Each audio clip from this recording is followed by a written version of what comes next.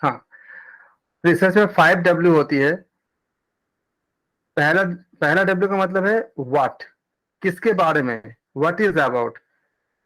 अब सबको दिख रही है ना? जी जी सर। सर। ओके। तो पहला W मतलब क्या, व्हाट इज अबाउट, मतलब किसके बारे में हम शोध कर रहे हैं, किसके बारे में हम रिसर्च कर रहे हैं। सेकंड W क्या है, व्हाट हैपन। ये 5 W बहुत इंपॉर्टेंट है, क्योंकि कुछ कुछ रिसर्च में ऐसा होगा कि इसमें से पांचों का, जैसे वाई, वाई का आंसर कुछ शोध में हमें नहीं मिलता है और कुछ शोध में मिलते हैं। तो उससे हमें शोध जो होती है क्लासिफाई हो जाती है रिसर्च की किस टाइप की है। इसलिए आप इसको पूरा याद तो करोगे ही, आप लिख लो पूरा कॉपी में। 5 W में से पहला है व्हाट इज अबाउट, और what happen, when did it take place, where did it take place, कहाँ पे हुआ है, व्हाई डिड इट हैपन, वो क्यों हुआ है। और ये एक सिंपल सा लॉजिक है। और एक एच होता है, एच का मतलब होता है कि हाउ डिड इट हैपन, ये कैसे हुआ है। इन्हीं सब का हम आंसर ढूंढते हैं रिसर्च के अलग अलग मेथड में, अलग अलग प्रोसेस पे, अलग अलग प्लेटफॉर्म पे।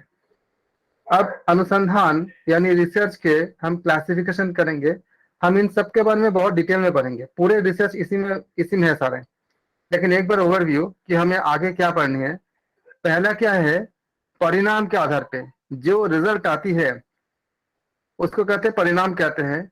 तो परिणाम के आधार पे हम शोध करते हैं, पहला। सेकंड क्या है, उद्देश्य के आधार पे हमारा उद्देश्य क्या होती है। ये पहला जब देख रहे हो, ये कहते हैं इसको कि जो रिजल्ट आनी है उसे कहते हैं परिणाम। तो परिणाम को हम, जब हमारे पास मुख्य उद्देश्य होता है, मतलब मुख्य जो मेरा मोटो होता है, तो उसके आधार पर जो हम शोध करते हैं, तो ये पहला होती है परिणाम के आधार पे। फिर क्या होती है आपका उद्देश्य के आधार पे, क्या चाहते हैं, उनके भी बहुत से पार्ट होती है, अभी बताता हूँ। सेकंड क्या है, उद्देश्य। जैसे हमारा उद्देश्य क्या है, कोई चीज को डिस्क्राइब करना। जैसे मान लीजिए कि कहीं पे बहुत बड़ा कुछ भूकंप आ गया है, तो भूकंप उसी जगह पे क्यों आया है, क्या वजह है उसके, ये सारे पूरे हम इसको एक्सप्लेन करते हैं, इसको कहते हैं वर्णन करना। तो ये इसके भी कई पार्ट होते हैं, वर्णनात्मक, सह संबंधित, व्याख्यात्मक, समन्वयी और प्रायोगिक। सबके हम अभी बहुत विस्तार से पढ़ेंगे सारे। थर्ड क्या आता है आपका, तर्क के आधार पे। इसके बारे में हम बात कर ही चुके हैं। तर्क भी दो तरह की होती है, आगमन और निगमन। हम इसके बारे में आगे चर्चा करेंगे। अगला क्या आती है आपका, प्रक्रिया के आधार पे। और उसके बाद आती है जांच के आधार पे। जांच के आधार पे देखते हैं आजकल जैसे इतने सारे क्राइम हो रही है, तो उसका जांच करते हैं ना। जांच के आधार पे हम एक शोध करते हैं, उसके बाद हम निकालते हैं कि क्या कारण था, क्या क्या कहाँ पे क्या था। उसके आधार बात आती है इसके अवधारणा के आधार पे। ये हिंदी में है, इसी को आप इंग्लिश में भी नोट कर लीजिए, क्योंकि टर्म्स इंग्लिश में भी मिलेंगे। इसे कहते हैं, पहला कहते हैं ऑब्जेक्टिव, फिर कहते हैं आउटकम, थर्ड है लॉजिक, फिर है प्रोसेस बेस्ड, फिर है इंक्वायरी मोड, और लास्ट है आइडिया या कॉन्सेप्ट। किसी किसी बुक में इसको 5 टर्म में दिया गया है, किसी में 6 दिया गया है। तो ये आपका कुल मिला के मेन आपका जो टाइप्स होते हैं, या हम इसको कहते हैं क्लासिफिकेशन कहते हैं इसको, शोध के।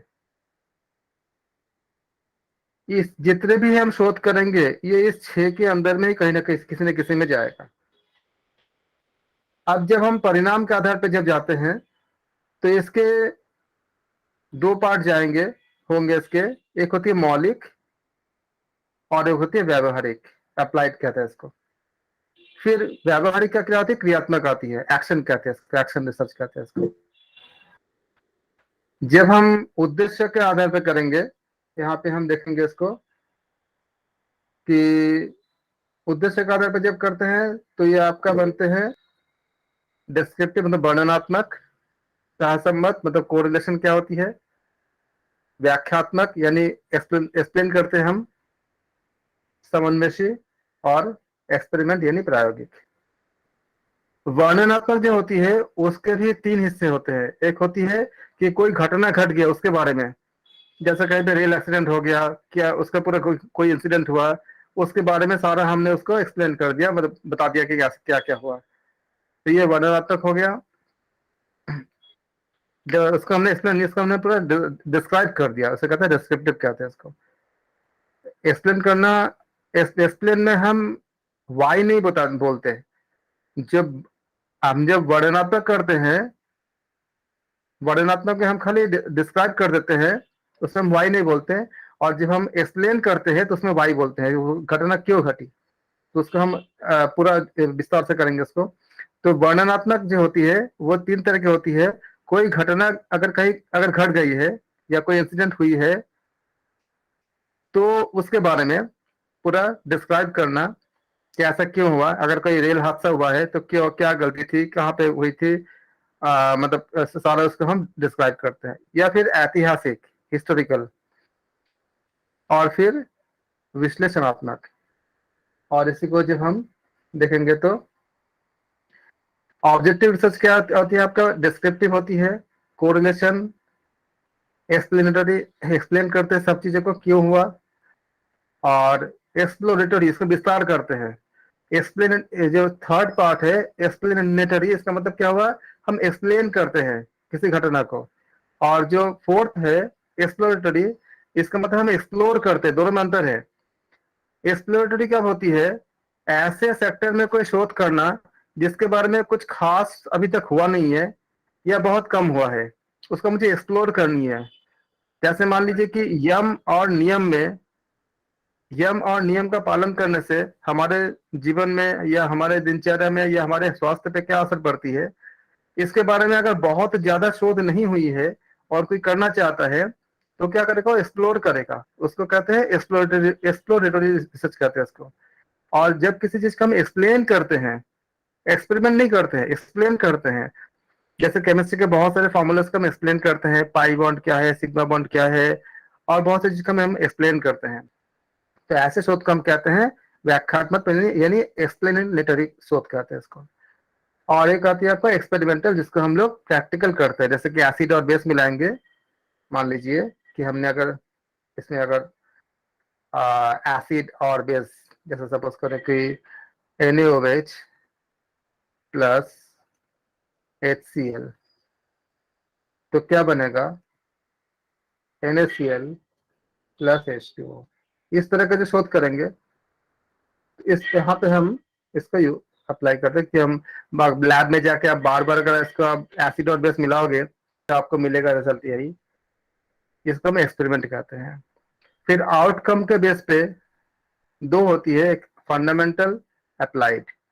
लॉजिक के बेस पे क्या होती है, डिडक्टिव और इंडक्टिव। इन सब के बारे में बोलेंगे, बहुत विस्तार से करेंगे। डिडक्टिव मतलब कि जिसका हम डिड्यूस करते हैं, जिसको हम प्रूफ करते हैं। फिर प्रोसेस के बेस पे दो होती है, क्वांटिटेटिव और क्वालिटेटिव।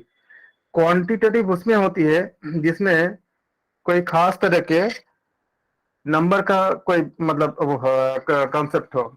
जैसे मान लीजिए कि अगर आपने कोई सामान खरीदा कहीं से और आपको बोलते हैं रेटिंग करिए, तो रेटिंग क्या करते हैं आप, 1 से लेकर 5 तक या 1 से लेकर 10 तक के विषय आपने इसको रेटिंग, इसको रेट देते हो। तो ये क्या एक नंबर के बेसिस पे है, जिसको हम कहते हैं इसको ये क्वांटिटेटिव, मतलब जो क्वांटिटी से संबंधित होता है। तो क्वांटिटेटिव रिसर्च जो होती है ये हमेशा क्या होती है, किससे, इसका संबंध न्यूमेरिकल से होती है, मतलब कोई संख्या से होती है, नंबर से होती है। और एक होती है क्वालिटेटिव। तो क्वालिटेटिव का मतलब क्या होती है, ये गुणों के आधार पे होती है। जो जैसे मान लीजिए कि हम बोलते हैं ना कि आप किसी से नाराज हो, या किसी से जो हमारे जो अंदर के जो इमोशन है, जिसको हम नंबर से हम शो नहीं कर सकते, कितने नाराज है कितने खुश है उसको हम शो नहीं कर सकते। क्वालिटेटिव जो होती है ये डेवलप करता है अंडरस्टैंडिंग करने के लिए। जैसे हमारा जो इंसान के जो संबंध होते हैं या ह्यूमन बींग के लिए, विशेष खासकर जितने सामाजिक विज्ञान होती है, जो सोशल साइंस होती है, तो उसमें जब हम इसको स्टडी करना चाहते हैं कि एग्जैक्टली पीपल क्या फील करते हैं, इंसान कैसे सोचते हैं, कैसे फील करते हैं, कैसे रियलाइज करते हैं, इसको जानने के लिए बहुत इंपॉर्टेंट होता है कि किस तरह का बिहेवियर करने से किसी को तनाव आएगा या किसी को खुशी मिलेगा। ये सारी चीजें इसमें हम क्वालिटेटिव रिसर्च में हम शोध करते हैं। और क्वांटिटेटिव में क्या होती है, स्पेशली न्यूमेरिकल डेटा पे काम करते हैं, और कुछ जगह पर मेजर करने के लिए हम देखते हैं कि जैसे आप किसी के सर्विस से कितने खुश हो, तो ये क्वालिटेटिव में आता है। लेकिन खुशी को कैसे आप रिप्रेजेंट करोगे, तो आपको बोलते हैं कि आप आपका रेटिंग कीजिए 1 से लेकर 5 के अंदर। तो वो बोल देते हैं कि अगर आपने 5 किया तो आप एकदम बहुत हैप्पी हो, 4 किया तो थोड़ा सा कुछ कुछ कमी है, ऐसे उन्होंने क्लासिफिकेशन करते हैं। अगर आप 1 करते हो तो आप बहुत ज्यादा एकदम नाखुश हो, बिल्कुल खुश नहीं हो, नाराज हो। इस तरह से वो रेटिंग करते हैं। जब हम नंबर दे देते हैं, नंबर से जब हम न्यूमेरिकल से जब हम जोड़ते हैं उसको, तो उसका हम कहते हैं क्वांटिटेटिव। क्वांटिटेटिव जो रिसर्च होती है, इसमें objective approach to describe, explain and the quantify the problems, उसको हम क्वांटिफाई कर लेते हैं। आगे हम इसके बाद विस्तार जब हम डिटेल में पढ़ेंगे, अब देखेंगे इसको कि एक टॉप डाउन जाता है, एक आपका ऊपर की तरफ जाता है। एक होती है टॉप डाउन, एक होती है आपका बॉटम, मतलब बॉटम अप होती है। फिर आती है आपका इंक्वायरी मोड पे। इसमें क्या होता है, स्ट्रक्चर और अनस्ट्रक्चर्ड। स्ट्रक्चर मतलब क्या, जिसके बारे में हमको पहले से पता होता है उसको हम स्ट्रक्चर कहते हैं।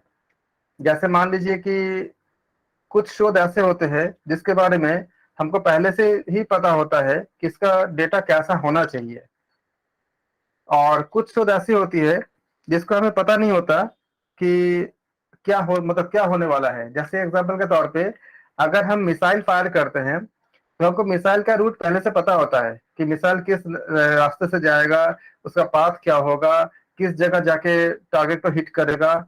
इनके ऊपर जो हम शोध करते हैं तो ये क्या हो जाएगा, आपका स्ट्रक्चर्ड हो जाएगा।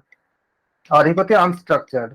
अनस्ट्रक्चर्ड में हमें ये पता नहीं होता है कि जाने के बाद क्या होगा। जब हम किसी चीज पे शोध करेंगे तो क्या होने वाला है हमको पता नहीं होता। ये अनस्ट्रक्चर्ड कहलाता है। जैसे मान लीजिए कि किसी पुरातत्व विभाग में कहीं पे कोई आपका जमीन की खुदाई करते हैं। अब खुदाई के अंदर क्या क्या मिलेगा हमें नहीं पता होता है, ये अनस्ट्रक्चर्ड होता है। कुछ भी मिल सकता है या नहीं भी मिल सकता है।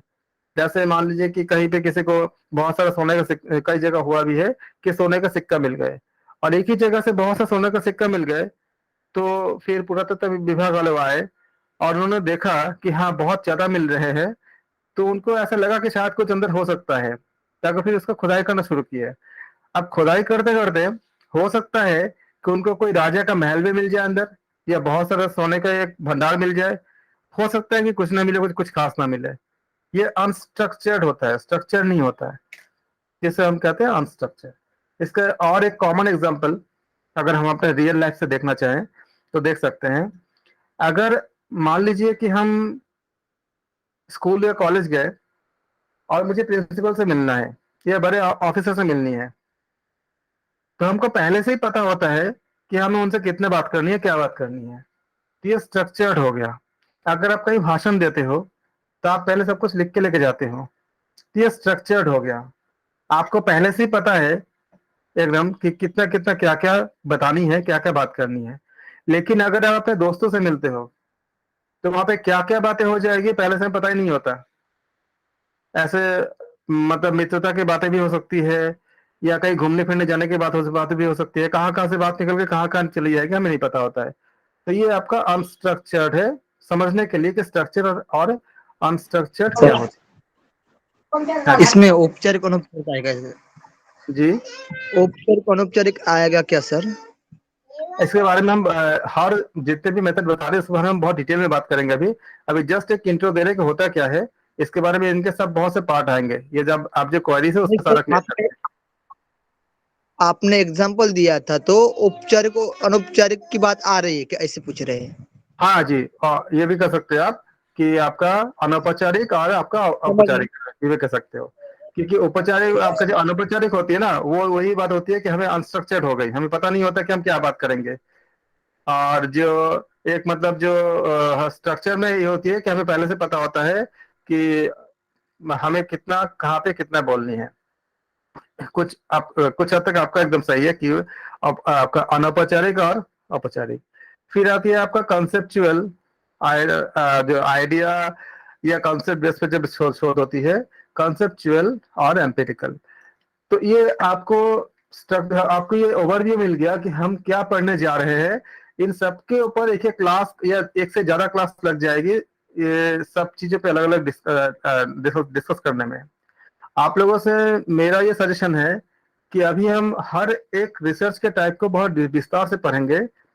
आप एग्जाम्पल के साथ याद रखना, क्योंकि जब एग्जाम में क्वेश्चंस आएंगे ना, तो कई रिसर्च ऐसे हो जाते हैं कि आपस में बहुत क्लोज क्लोज हो जाते हैं, और हमको ऐसा मतलब बहुत क्लोज होते हैं। तो ऐसा लगता है कि हम अगर ऑप्शन बी चूज कर रहे हैं तो ऑप्शन सी सही आंसर हो, जबकि ऑप्शन बी और सी बहुत क्लोज है।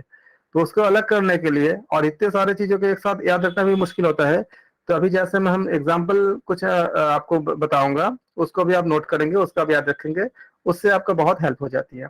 ये इंग्लिश में है, जो लोग हिंदी में कर रहे हैं वो इसको इसको नोट करें। परिणाम के आधार पे ये दो हिस्से होती है, मौलिक और व्यावहारिक। व्यावहारिक का क्रियात्मक जाएगा, मेरे कर्सर के साथ देख सकते हैं आप। सेकंड क्या है आपका, उद्देश्य के आधार पे आपका उद्देश्य क्या है। उद्देश्य के आधार पे ही आपका कई भाग में डिवाइड हो जाती है, वर्णनात्मक, सहसंबंधित, व्याख्यात्मक, समन्वयी, प्रायोगिक। अब मान लीजिए कि एग्जाम में अगर इस तरह से वो पूछते हैं कि आप बताओ सहसंबंधित, व्याख्यात्मक और प्रायोगिक, एक कॉलम में डाल दिया उन्होंने, और फिर कॉलम ए में और कॉलम बी में उन्होंने डाल दिया कि परिणाम के आधार पे, उद्देश्य के आधार पे, तर्क के आधार पे, ऐसे डाल दिया, और मैच करने के लिए कहा गया आपको। तो अगर आपको ये टेबल याद रहेगा तो आप आराम से मैच कर लोगे, नहीं रहेगा तो वहां पे आप डाउटफुल हो सकते हो। इसलिए आप इसको याद, पूरे टेबल को आप अच्छे से याद करोगे। हम तो हर एक पे बहुत डिटेल, हमारे हर एक टॉपिक पे, जैसे कि सह संबंधित ये एक टॉपिक है, इसके ऊपर शायद 2 क्लास लग जाएगी, इतने सारे इसमें कंटेंट है, हर एक पे इतनी क्लास लगेगी। फिर हमने देखा तर्क के आधार पे। तर्क के आधार पे क्या है, एक होती है आपका इंडक्टिव और डिडक्टिव, मतलब आगमन और निगमन। तो आपने देखा भी होगा कि जब अगर हिंदी में अगर आपने कभी ज्योमेट्री का कोई क्वेश्चन देखा होगा तो उसमें लिखा होता है कि निगमन कीजिए, इस तरह से लिखा होता है, तो यह डिड्यूस ऐसे लिखा होता है। तो ये इसी को हमने देखा हमने कि इंडक्टिव और डिडक्टिव। और इसके बाद आता है प्रक्रिया के आधार पे, प्रोसेस के आधार पे। इसमें मात्रात्मक, गुणात्मक, जो क्वालिटेटिव और क्वांटिटेटिव जो हमने बात किया अभी। और कभी कभी ऐसा होता है कि मात्रात्मक और गुणात्मक अलग अलग नहीं, दोनों एकदम प्योर अलग अलग नहीं होता है, दोनों का कंबाइंड भी होता है। जैसे मैंने अभी एग्जांपल दिया आपको कि अगर आप कोई सर्विस यूज करते हो तो उसके बाद उस सर्विस से आप कितना खुश हो, तो खुशी जो है ये गुणात्मक है। लेकिन आप जो रेटिंग करते हो 1 2 3 4, ये मात्रात्मक है। ये दोनों को मिला के आपको एक निश्चित होती है कि दोनों ही आपका आवश्यकता होती है, दोनों ही जरूरत होती है, इसे निश्चित कहते हैं इसको। गुणात्मक में भी बहुत से पार्ट होते हैं। इसमें एक होती है समूह केंद्रित, प्रत्यक्ष अवलोकन। किसी का गुण कैसा है हमें कैसे पता चलेगा, इसलिए हम कहते हैं इंटरव्यू। जो हम जो साक्षात्कार लेते हैं ना, केस स्टडी कर दिया, या जो इंटरव्यू करते हैं या किसी से बातचीत करते हैं, ये किसका, ये गुणात्मक का ही पार्ट होता है। आप जब जैसे कोई भी एग्जाम दोगे, अगर आप पीएचडी के लिए जाते हो या आप मतलब ये प्रोफेसर बनने के लिए जाते हो, असिस्टेंट प्रोफेसर के, या आप किसी और चीज में जाते हो, तो लास्ट में आपका एक इंटरव्यू होता है। वो आपको जांचते हैं, देखते हैं कि आपके अंदर की क्वालिटी, ये गुणात्मक में आता है। फिर कथात्मक, हम किसी से बात करके उसके व्यूज को जान पाते हैं, उसके सोच कैसा है, क्या किस तरह के इंसान है, इस तरह की चीजों को हम जानते हैं। क्योंकि अगर कोई आईएएस पीसीएस बन रहा है या ऐसा कोई बड़े अधिकारी बन रहा है या कोई प्रोफेसर बन रहा है, तो उनका बिहेवियर जो है वो बच्चों पे या समाज पे या किसी दूसरी जगह पे बहुत इफेक्ट करता है। तो उनको जानना जरूरी होता है। उस समय हम इसको इस तरह के जो साक्षात्कार या इस तरह के जो शोध हम करते हैं।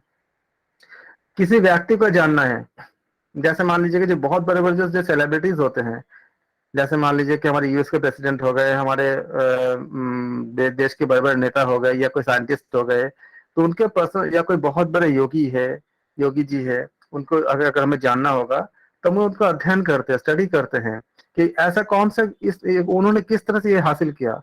जैसे अब्राहम लिंकन जी इतने बड़े जो पद को हासिल किया, उनको लोग जानना चाहते हैं, जानना चाहते हैं। उसी तरह से स्वामी स्वामी विवेकानंद एक सिंपल इंसान थे, वहां से, जिनका नाम नरेंद्र था, बंगाली में नरेंद्र, नरेंद्र कहते हैं उनको, ऐसे नरेंद्र हिंदी में कहते हैं। और वहां से स्वामी विवेकानंद बनने का जो सफर है, कैसे तय किया, इतने ओजस्वी तेजस्वी हमारे दिव्य योगी, तो उनको जो हम अध्ययन करते हैं, तो वो व्यक्तिगत अध्ययन होती है। उसके बाद होती है पदत्त अधिकारी। इन सब के ऊपर हमारे कई क्लास लग जाएंगे अलग अलग, जब हम इसका अध्ययन करेंगे तो। उसके बाद आती है कॉन्सेप्ट या अवधारणा के आधार पे होती है, आपका विचार कैसा है। विचार बहुत बड़ी, इंसान तो एक कह सकते हो कि इंसान का जो मुख्य चीज होती है वो विचार ही होती है। विचार ही किसी व्यक्ति को महान बड़ा योगी बनाता है, और विचार ही किसी इंसान को अलग करता है दूसरे से।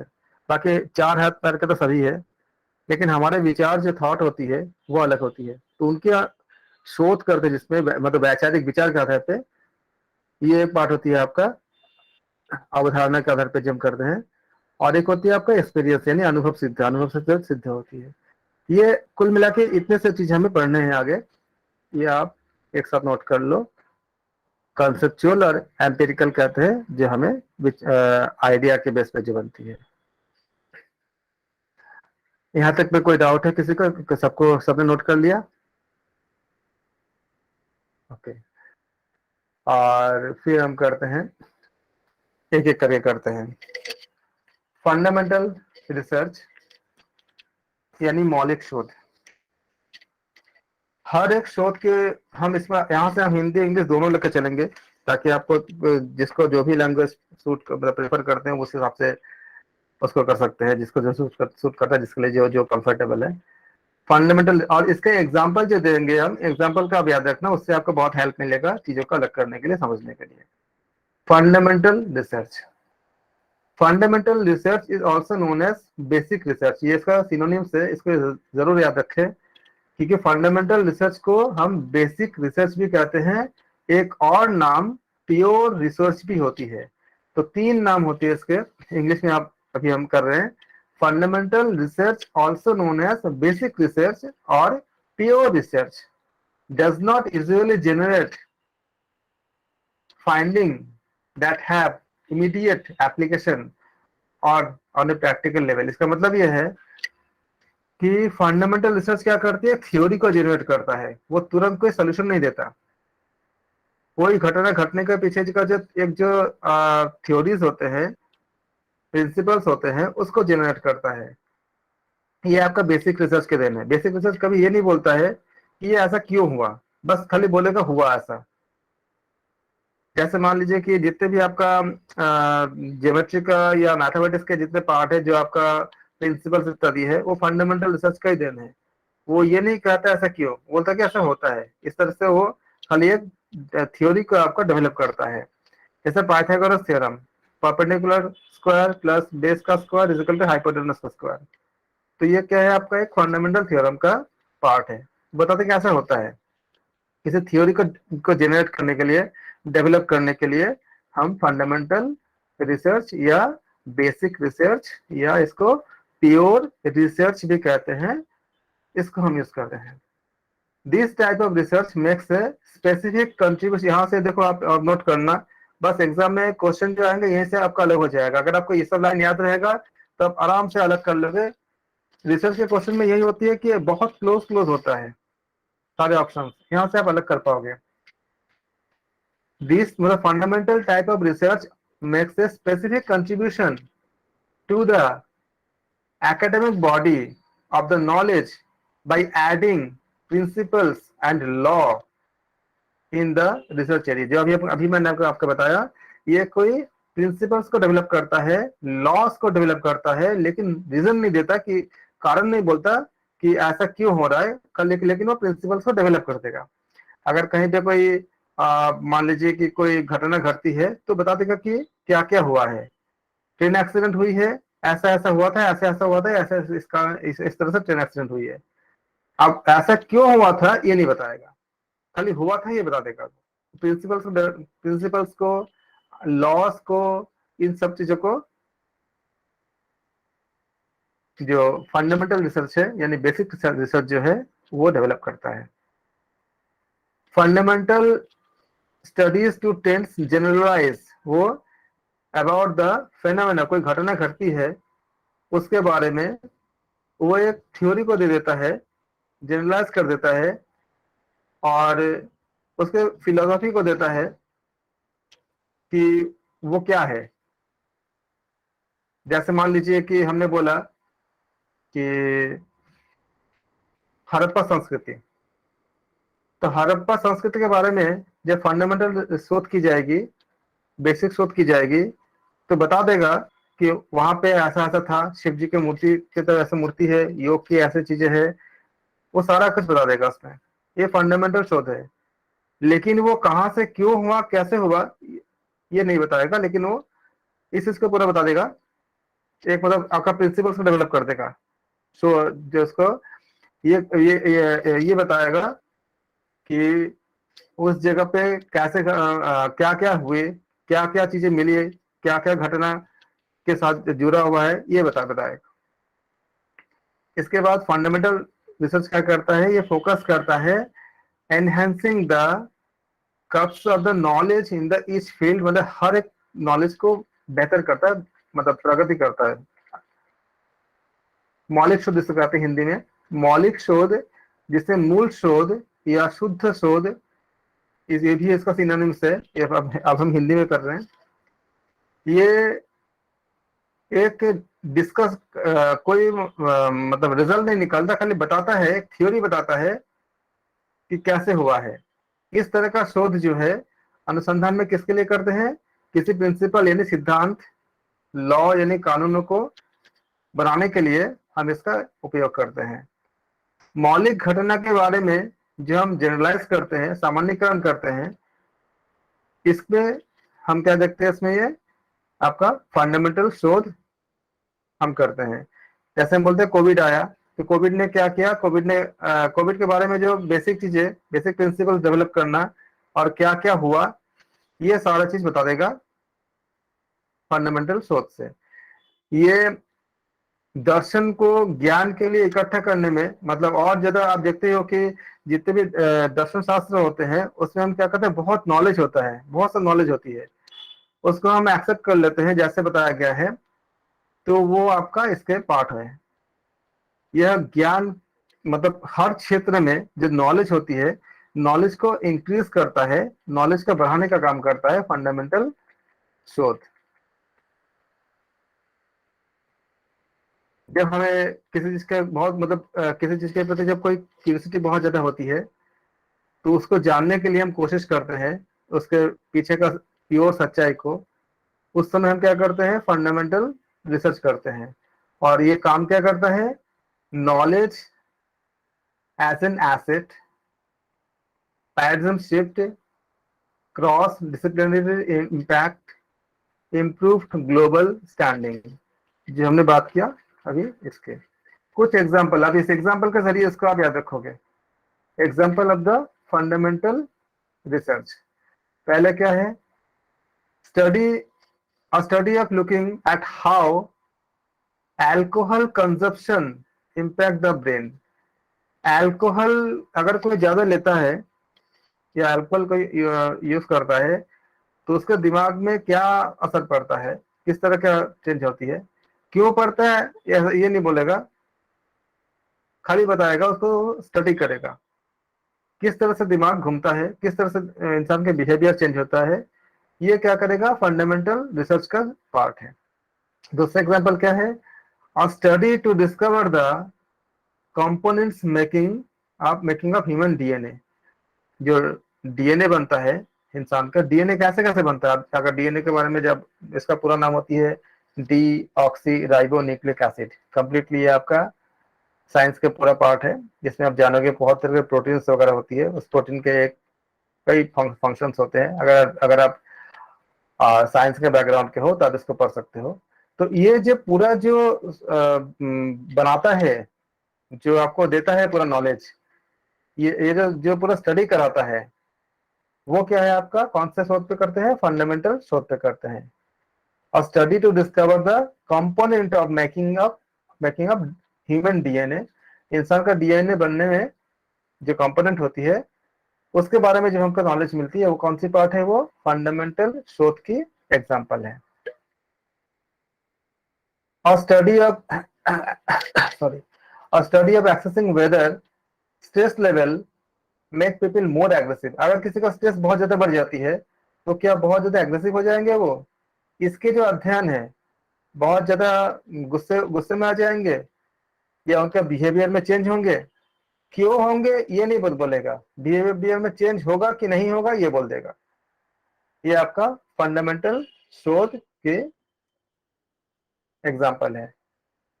फिर आपका और study of looking to see if gender stereotypes lead to depression. क्या जेंडर के स्टीरियोटाइप्स के जो बिहेवियर है उससे क्या डिप्रेशन आता है?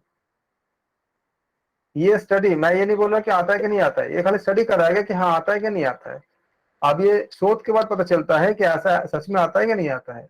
अब कई जगह पे जब देखते हैं ना कि जेंडर के आधार पे बोलते हैं कि लड़कियां ये ऐसा नहीं कर सकती या लड़के ऐसा नहीं कर सकते, तो उनको एक जेंडर का क्या उनको डिप्रेशन में लीड करता है?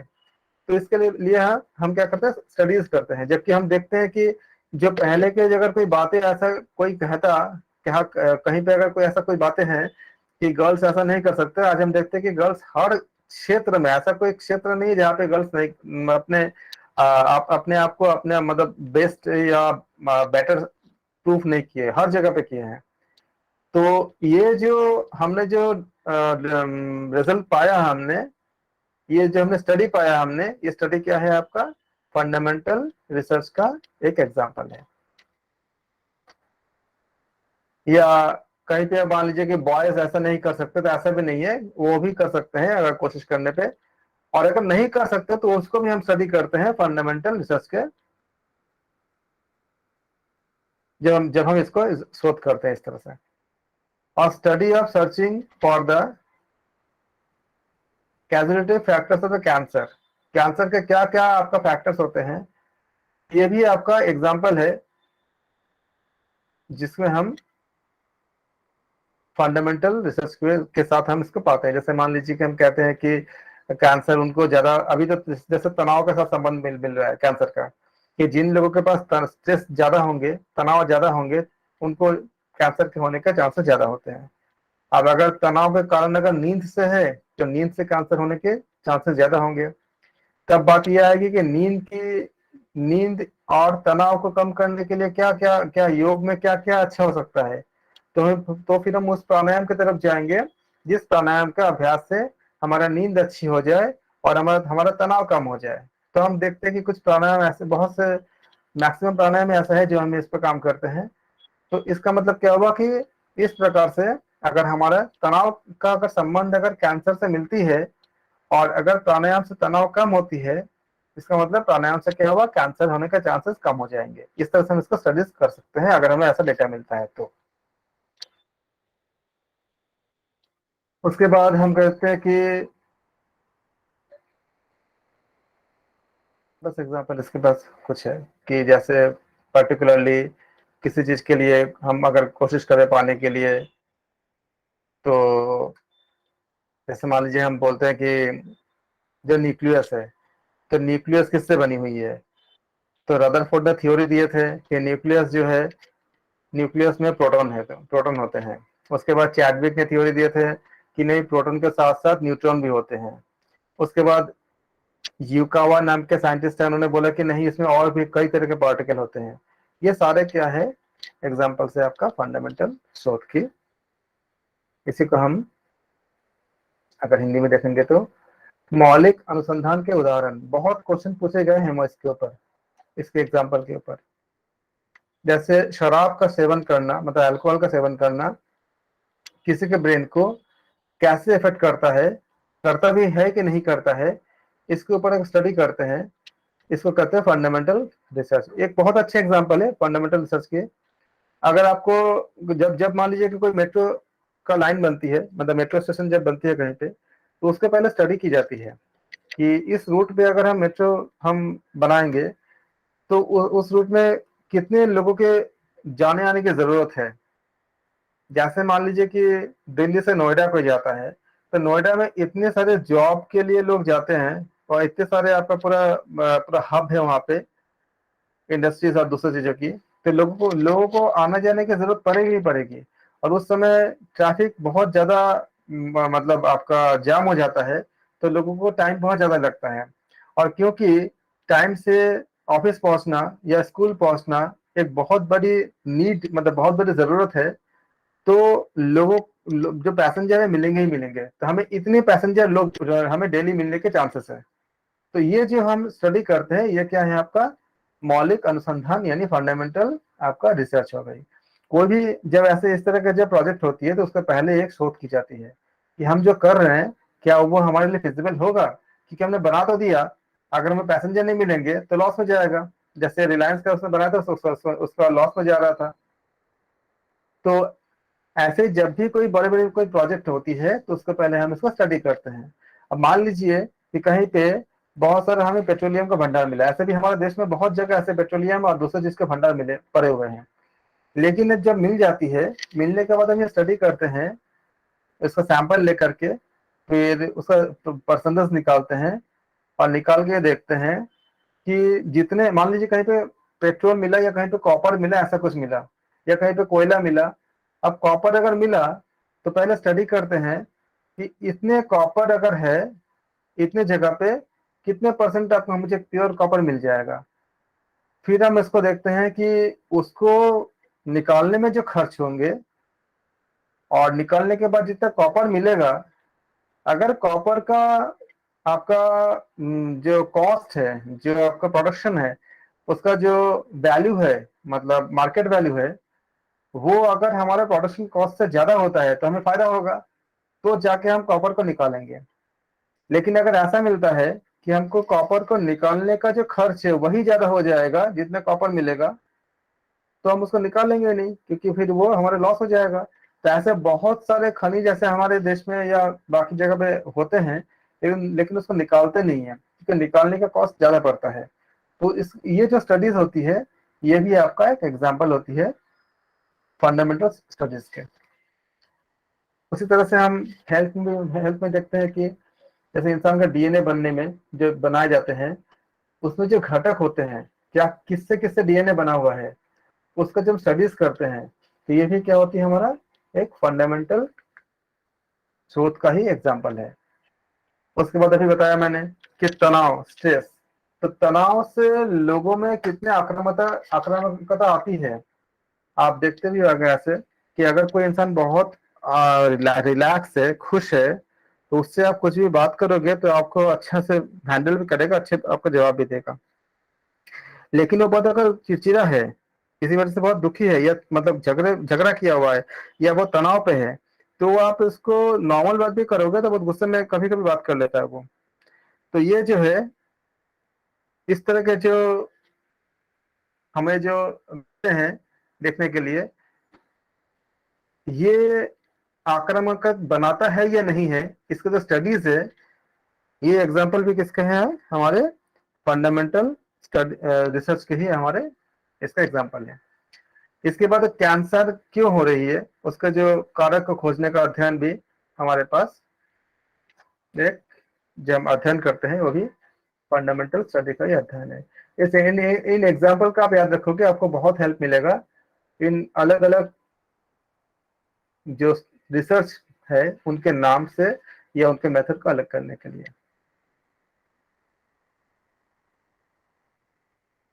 Benefit of the conducting fundamental research, अभी आपको मैंने बात कर ही दिया करते करते कि क्या बेनिफिट होती है। एक तो बिना फंडामेंटल रिसर्च किए, शोध किए, इकोनॉमिक डिसीजन लेना।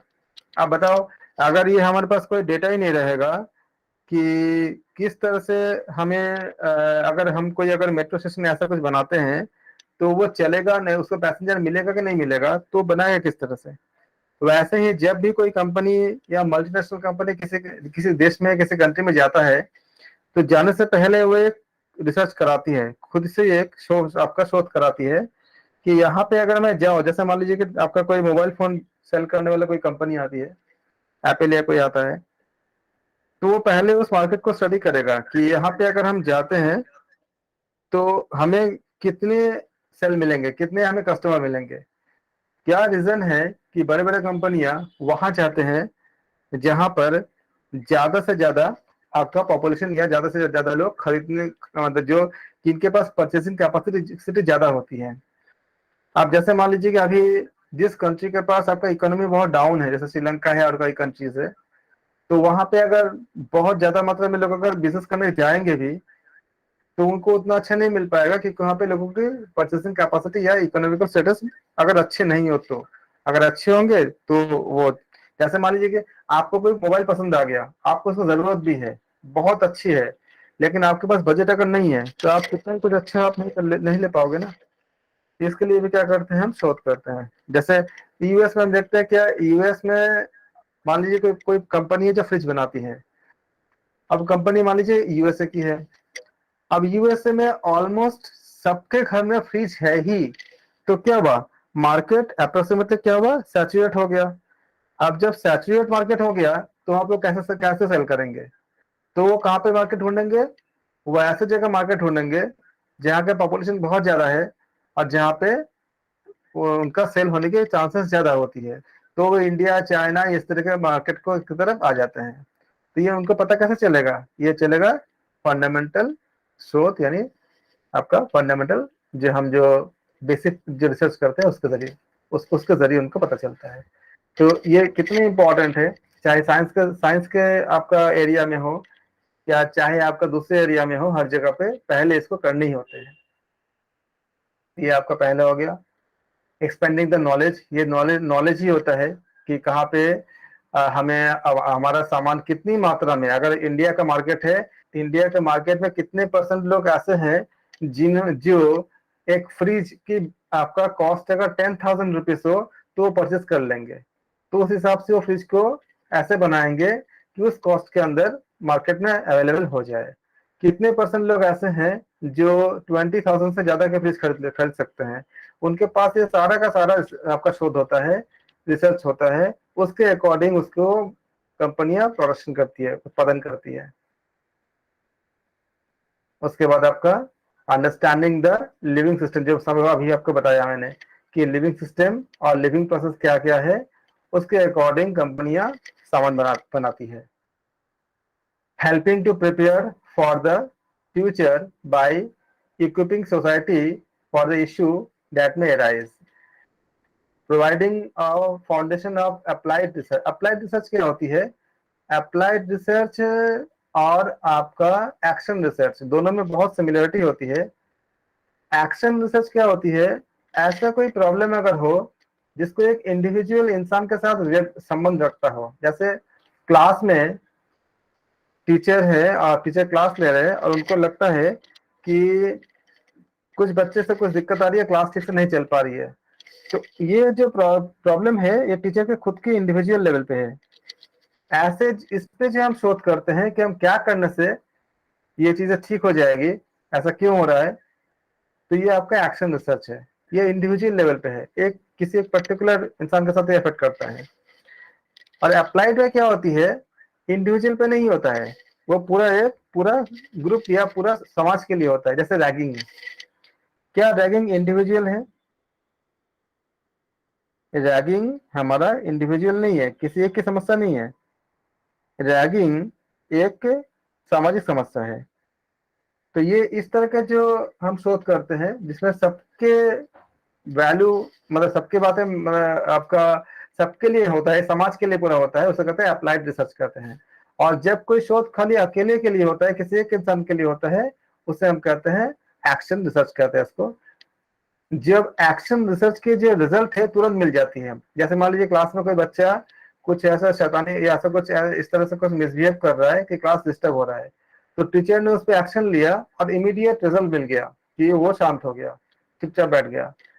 लेकिन जो आपका अप्लाइड रिसर्च होती है इसमें समय लगता है। जैसे मान लीजिए कि जब आपका रैगिंग आया तो रैगिंग में कुछ घटनाएं घटी, फिर कोर्ट में गया, सुप्रीम कोर्ट ने उसके लिए कुछ आपका रूल्स बनाए, उसके बाद सब कॉलेज में दिया गया उसको, फिर कॉलेज ने उसका एक प्रोसेस अप्लाई किया, समय लगा, लेकिन वो सबके लिए आपका एप्लीकेबल हो गया।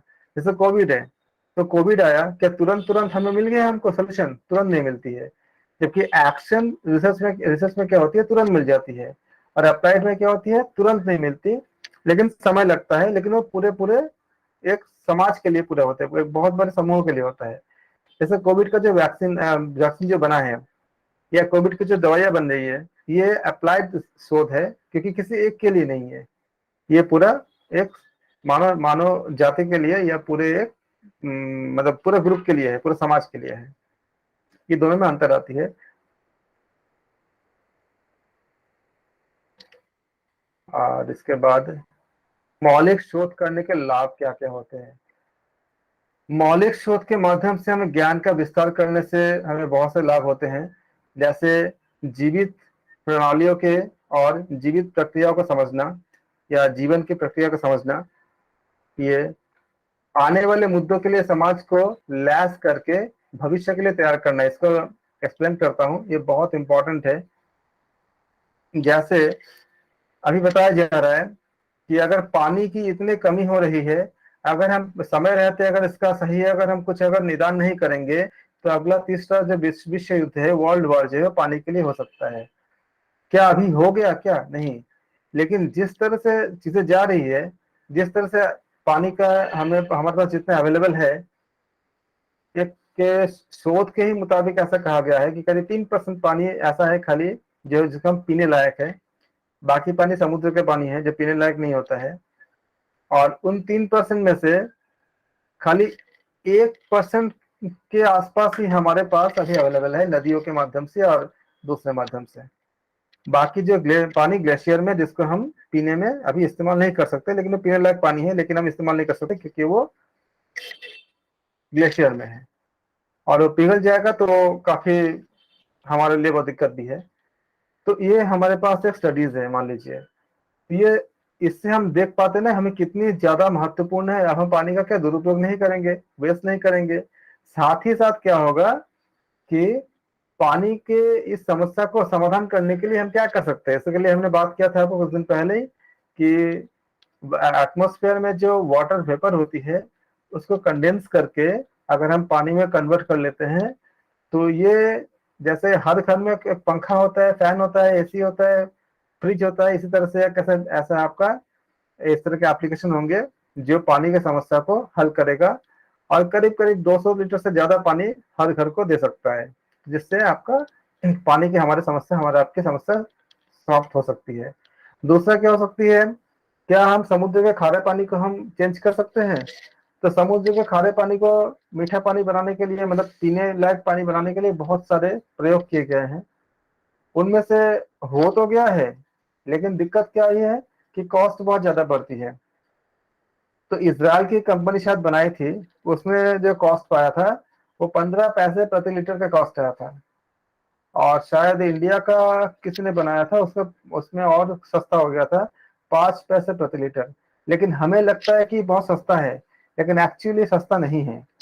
अगर किसी घर में, अगर मान लीजिए कि 500 लीटर के पानी की जरूरत होती है किसी फैमिली में, और 5 पैसे पर लीटर के हिसाब से आप 500 का ले लो, निकाल लो पर डे का, उसको आप मंथ में चेंज कर, मंथ में देखो कितना खर्चा आती है। तो ऐसे ऐसे गरीब लोग हैं जी कि उनका मंथ का उतना आमदनी भी नहीं होती। हमें, हम शहर में रहते हैं, हमारे बात छोड़ दीजिए, लेकिन ऐसे जहाँ पे आपका रोजगार कम है या बेरोजगारी ज्यादा है, उनके लिए बहुत समस्या है। तो ये फिजिबल नहीं हो पाता। तो इसके लिए कोशिश की जा रही है कि ऐसा पॉसिबल है कि बहुत सस्ते में हम समुद्र के खारे पानी को क्या मीठे पानी में चेंज कर सकते हैं। इस तरह की चीजें हम क्या करेंगे, शोध करेंगे। क्यों करेंगे? क्योंकि हमारे पास मौलिक शोध से हमारे सामने ये जानकारी है। अगर ये जानकारी नहीं होता तो हम ऐसा नहीं कर पाते। इसलिए ये बहुत ज्यादा वैल्यूएबल है, बहुत ज्यादा हमें लाभ है मौलिक मौलिक शोध से। ये दूसरे शोध को करने के लिए एक आधार भी देता है। जैसे मैंने बताया अभी आपको कि इस तरह के, जैसे मान लीजिए कि हमने कहा कि पानी का एग्जाम्पल दिया, एक और एग्जाम्पल क्या है, कैंसर का है। बता, ये भी एक आपका आकलन है, मतलब एक आपका डेटा है कि अगर ऐसे ही चलता रहा जिस तरह से हमारे हेल्थ जैसे गिर रही, इतना गिरावट आ रही है इंडिया में, तो 2030 तक आते आते बहुत ज्यादा संख्या में लोग, शायद आधे से ज्यादा संख्या में लोग कैंसर के पीड़ित हो सकते हैं अगर कोई प्रिकॉशन नहीं लिया गया। तो समय रहता हमें पता चल गया कि ऐसा चीजें आ रही है, तो गवर्नमेंट क्या करेगी, उसके ऐसे कुछ पॉलिसीज लाएगी ताकि उसको हम बच सके। इसी तरह से डायबिटीज का एक बहुत बड़ी खतरनाक आपका स्थिति आ रही है कि बच्चों में भी हो रही है और हर एज के लोगों को हो रही है। तो गवर्नमेंट उसको समय रहते अगर इसको, जब उनके पास ये मौलिक शोध के जरिए पता रहा कि इस तरह के डायबिटीज में बहुत स्पीडली, बहुत रैपिडली आगे बढ़ता जा रहा है, तो फिर उसके रीजन ढूंढने के लिए हम मौलिक शोध से हमें जो डेटा मिला है उससे हम दूसरे शोध की तरफ जाते हैं। जैसे आपका एक्सपेरिमेंट, आपका प्रयोगात्मक शोध की तरफ जाते हैं या किसी और शोध की तरफ करके, और उसका हम डेटा निकालते हैं, फिर उसका हम हल निकालते हैं कि कैसे डायबिटीज या मधुमेह के रोगों से हमें हमें समय रहते हम उससे बच सके। तो ये क्या हुआ, चिकित्सा प्रगति के लिए भी बहुत हेल्प किया मौलिक शोध ने। अप्लाइड शोध इसको बताती है। अप्लाइड रिसर्च जो होती है, इसको हम एप्लीकेशन ऑफ द थ्योरी, जो थ्योरी आपने बिल्डअप कर दिया फंडामेंटल रिसर्च से, अब उसको हम अप्लाई करेंगे इसमें, इसलिए इसे कहते हैं it is known as the application of the theory build by the fundamental research. इसमें इसका एम क्या होती है, फाइंडिंग द सोल्यूशन। देखिए याद रखिएगा, फंडामेंटल शोध रिसर्च जो होती है, शोध जो होती है, वो सोल्यूशन नहीं देता, वो खाली बता देता है क्या होता है। जब हम अप्लाइड रिसर्च करते हैं तो उसका हम उसका समाधान ढूंढते हैं, सोल्यूशन ढूंढते हैं। किसी पर्टिकुलर स्पेसिफिक प्रॉब्लम के लिए उसको हल करने के लिए हम क्या निकालते हैं, इसमें सोल्यूशन निकालते हैं। ये सोल्यूशन, जैसे एग्जांपल कोविड, कोविड क्या आपका अप्लाइड रिसर्च है, जो अभी अभी अभी हमने मैंने आपके बात भी किया था। रैगिंग हो गया, कोविड हो गया, ये सब क्या है आपका अप्लाइड रिसर्च के एग्जांपल है। ये क्या करता है, सोल्यूशन निकालता है। Mostly practical research deals with the application part, ये एप्लीकेशन पार्ट के ऊपर डील करता है। इंटेंसिव इन नेचर एंड कुछ सोशल समस्या को भी ये कंक्लूजन करता है या जनरलाइज करता है। फिर उसके ऊपर हम उसको लॉ या दूसरी चीज बना के उसको हम हल करते हैं। व्यावहारिक शोध हिंदी में बोलेंगे, इसे मौलिक शोध के द्वारा निर्मित सिद्धांत के अनुरूप, जिन्होंने ऊपर हमने किया था फंडामेंटल या प्योर रिसर्च जिसे हम कहते हैं। तो प्योर रिसर्च या मौलिक शोध के द्वारा जो हमें सिद्धांत मिला है उसको हम अप्लाइड करते हैं इसको, और अनुप्रयोग करके हम व्यावहारिक शोध को करते हैं, जो जो हमारे जो बिहेवियर में आता है, या हम जो दैनिक जीवन में जो एक समूह के लिए करते हैं। जैसे कोविड के लिए सबको चाहिए, सबको टीका चाहिए, या सबके लिए कोई मेडिसिन मिल जाए। जैसे अभी आ रहा है आपका कि मंकी पॉक्स आ रहा है, और भी कई बीमारियां आ रही है। तो जो बहुत खतरनाक है भैया, खतरनाक कुछ तो खतरनाक है, कुछ आपका जानलेवा तो नहीं होता, लेकिन बहुत तेज फैलता है, बहुत तकलीफ देता है। तो इस समस्या का समाधान खोजने के लिए क्या करते हैं, जो डेटा पहले में हमें जो मिल चुकी है उसको हम अप्लाई करते हैं समाधान खोजने के लिए। तो ये एक विशिष्ट समस्या का समाधान खोजने के लिए हम इसका उपयोग करते हैं। ज्यादातर जो व्यावहारिक जो आपका जो अनुसंधान होते हैं वो क्या करता है, वो उसका एप्लीकेशन जो है प्रैक्टिकल पार्ट से होता है, मतलब, लेकिन इसमें हम एक्सपेरिमेंट नहीं करते हैं। इसमें हम बहुत डीप स्टडी करते हैं, और कुछ सोशल जो आपका प्रॉब्लम होती है, जैसे रैगिंग हो गया, दहेज हो गया, ये सब चीजें जो ऐसी इस तरह की जो समस्या होती है, सामाजिक समस्या, जिसके निष्कर्ष की हमें, इससे हम निष्कर्ष को पाते हैं कि कैसे हम दहेज प्रथा या रैगिंग से या किसी और चीज से हम कैसे हम, जैसे कई जगह पे ऐसा आता है कि लड़कियां, मतलब पैदा होने से पहले उनको कोख में ही मार देते हैं। ये एक सामाजिक समस्या है। तो उसके लिए हम क्या करें, उसके लिए ऐसे इस तरह से किया गया कि अब आप अल्ट्रासाउंड कर नहीं सकते, अगर कोई प्रेग्नेंट लेडी होगी तो अब अल्ट्रासाउंड करने की अगर मेडिकल नीड होगी तो डॉक्टर से लिखवाना पड़ेगा, आपको आधार कार्ड देना पड़ेगा, बहुत से नियम बना दिया। तो वो क्या हुआ, पहले आपका एक मौलिक शोध हुआ, उसके बाद ये अप्लाइड रिसर्च हुआ कि इसका समाधान कैसे निकालेगा। इसका समाधान निकालने के लिए हमने ये सारे स्टेप्स अप्लाई किए। कुछ एग्जाम्पल आपका अप्लाइड रिसर्च के, इसको याद रखिएगा, एग्जाम्पल के जरिए बहुत हेल्पफुल होगा। A study on how to improve illiteracy in the teenagers. So, किस तरह से टीनेजर में जो आपका अशिक्षा का है जो स्थिति है उसको हम कैसे इम्प्रूव कर सकते हैं, ये अप्लाई कर रहे हैं और उसके बाद हम ये ढूंढते हैं कि वो इलिटरेट क्यों है। तो फिर क्या किया गया कि 8वीं तक आपका जो है एजुकेशन अगर कंपलसरी करने की बात कही जाती है या सबको फ्री शिक्षा दी जाती है कि उनको कोई पैसा खर्च न करना पड़े, या ऐसे बहुत से स्कीम को लॉन्च की जाती है कि अगर आप बच्चे को पढ़ाओगे तो आपको कुछ बेनिफिट मिलेगा। लड़कियों की शिक्षा अगर बहुत कम है तो अगर लड़कियों को अगर आप स्कूल भेजते हो तो आपको इतने इतने बेनिफिट मिलेगा। ये इनको अट्रैक्शन करने के लिए, अट्रैक्ट करने के लिए पेरेंट्स को इस तरह से स्कीम चलाते हैं गवर्नमेंट। ये क्या आपका अप्लाइड रिसर्च का हिस्सा है।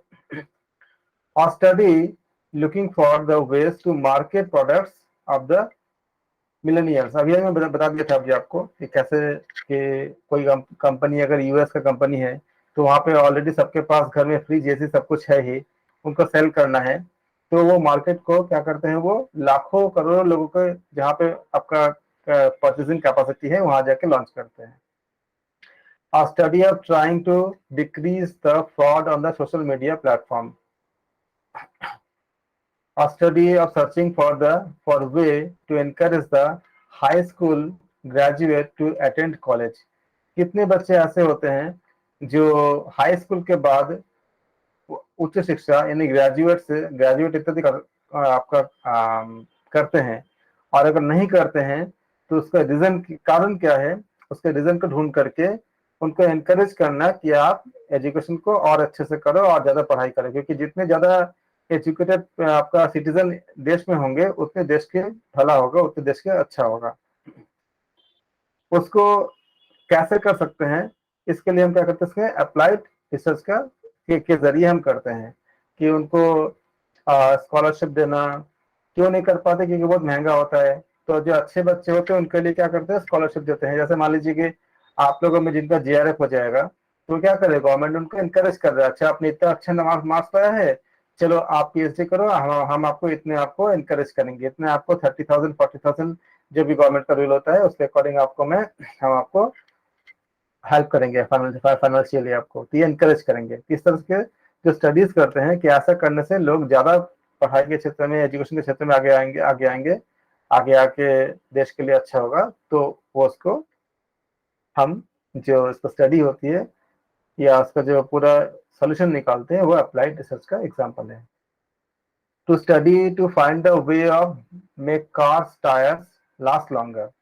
कार के कोई जो कार के टायर्स इत्यादि होती है लंबा समय तक चलने वाले कैसे बन सकता है। फिर आप इसके लिए स्टडी करोगे कि कार के जो टायर्स होती है उसमें क्या क्या होना चाहिए। फिर आप पढ़ोगे उसमें सल्फर होना चाहिए, जो रबर होती है उसमें कई तरह के आपका अलग से आपका एलॉयस बनती है जो मिक्सचर होती है, और जिससे आपका कार आपका लंबे समय तक आपका वो कार का टायर से चलती रहे, खराब ना हो। ये जो हम स्टडी करते हैं क्या अप्लाइड रिसर्च के एग्जांपल्स है। या study of exploring way to cook gluten free meals with a limited budget, क्योंकि ग्लूटेन जो होती है सबके लिए वो सही नहीं होता, तो उसके लिए ऐसा कोई अगर मील बना सकते हैं जो लिमिटेड बजट में हो। सबसे अच्छा एग्जांपल आज के जो बहुत करंट में है तो ये है कि नितिन गडकरी जी कोशिश कर रहे हैं कि हमारे यहाँ पे इलेक्ट्रिक से चलने वाले गाड़ियां ज्यादा से ज्यादा हो। अब इलेक्ट्रिक से चलने वाले गाड़ियों की कीमत बहुत ज्यादा होती है। अब कीमत क्यों ज्यादा होती है, उसको हम कैसे कम करेंगे, ये आपका जो है अप्लाइड रिसर्च का पार्ट है, एग्जाम्पल है। कैसे करेंगे, कीमत क्यों ज्यादा होती है, कीमत इसलिए ज्यादा होती है क्योंकि वो उसमें लिथियम आयन बैटरी का इस्तेमाल होती है जो बहुत महंगा होता है। आपके फोन का जो इसका कॉस्ट तो ज्यादा होती है। एक कारण ये होती है कि आप डिमांड करते हो कि आपको ऐसा कोई फोन चाहिए जिसमें मतलब फास्ट चार्जिंग हो और आपका ज्यादा, जैसे 5000 आपका एमएएच का बैटरी इत्यादि हो। तो जितनी ज्यादा एमएएच की बैटरी होगी उतना आपका कॉस्ट बढ़ जाती है, क्योंकि लिथियम आयन सेल का जो कॉस्ट बहुत ज्यादा होती है। तब ये स्टडी की जा रही है कि लिथियम आयन की जगह क्या हम सोडियम आयन बना सकते हैं या किसी और तरह से कर सकते हैं। और लिथियम आयन का कॉस्ट इतना ज्यादा क्यों है, उसके कॉस्ट को क्या हम घटा सकते हैं। और उन्होंने बहुत काम कर रहे हैं और ये उन्होंने खुद बताए हैं कि आने वाले समय में गाड़ियों की जो कॉस्ट है, जो आपका बैटरी से जो चलने वाली गाड़ियां है, उसके कॉस्ट पेट्रोल में के से चलने वाली गाड़ी के ही लगभग आ जाएगा, जबकि पेट्रोल से 1/10 खर्चे में आपका गाड़ी चलेगी, क्योंकि उसके खर्चे बहुत कम होते हैं, लेकिन गाड़ी खरीदने में ज्यादा पैसा लगती है क्योंकि लिथियम आयन बैटरी का इस्तेमाल होती है।